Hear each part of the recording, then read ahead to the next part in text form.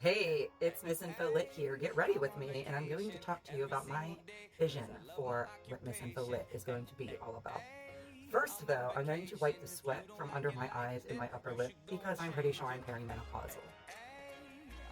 Okay. Next, I'm going to put on some foundation and talk to you about where the name Miss Info Lit came from.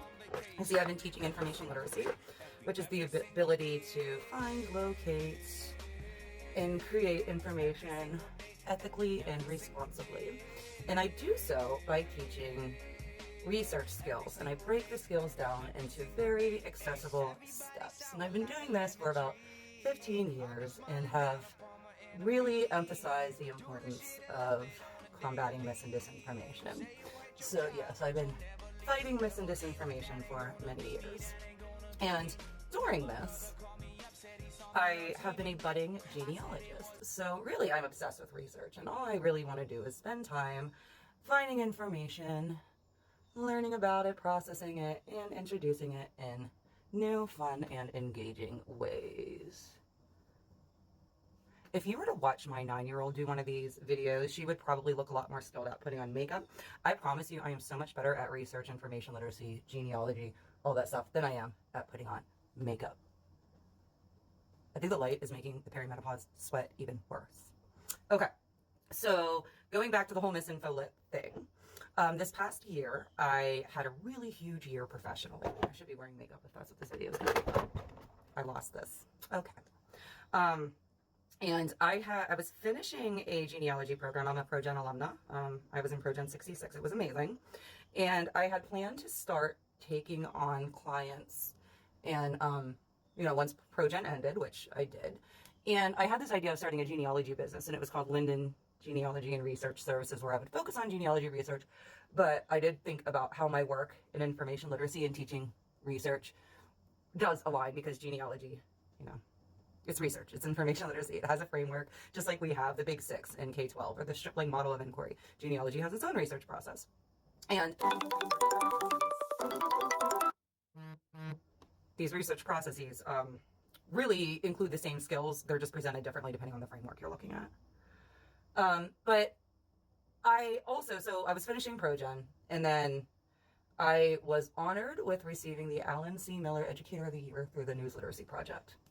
And that was for my work in teaching information literacy. And I use a lot of the News Literacy Project's resources when discussing things like credible information, bias, identifying misinformation, disinformation, looking at the different purposes of sources. I use their products a whole lot. And, I had thought in the classroom, having some sort of channel called Miss Info Lit would be a fun and engaging way for students to come up with content to do research. So I have these two separate ideas floating around together. And then whenever I decided to take on clients, the idea of Miss Info Lit kind of took over. And I decided that I wanted it to be a sort of one-stop shop for people interested in research.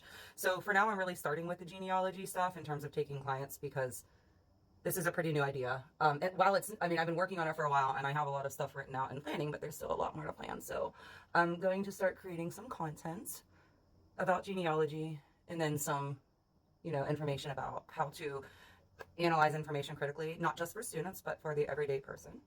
I have a few ideas coming up for my Instagram, Facebook, TikTok. I'm learning how to use all this stuff. Anyway, I want to talk about some myths associated with genealogy and do some fact checking so we can deepen our knowledge on genealogy, but then also look at some fact checking skills.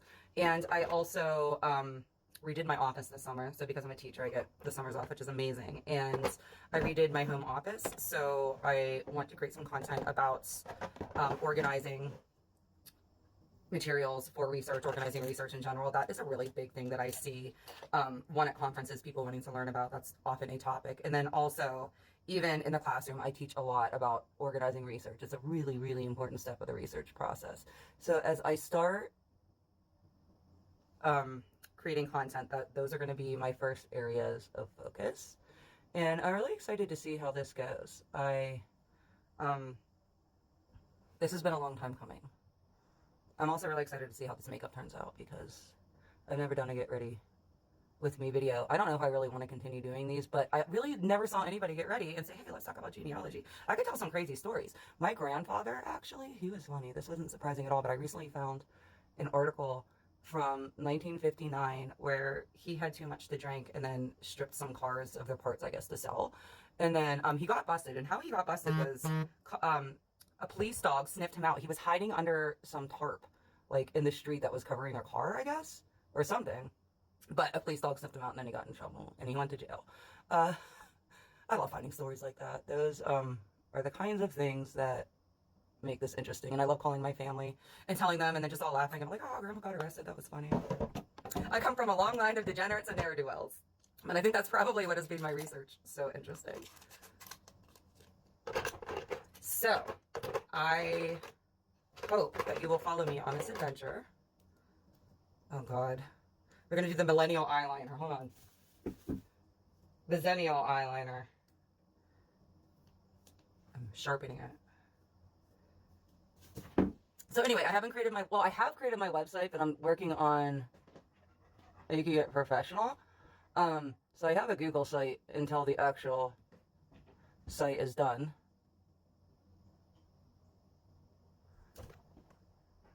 And I have packages there for research I can do for you. But I am really excited to see what kind of content I will end up creating. Oh God, that was bad. That is just going to be a blooper.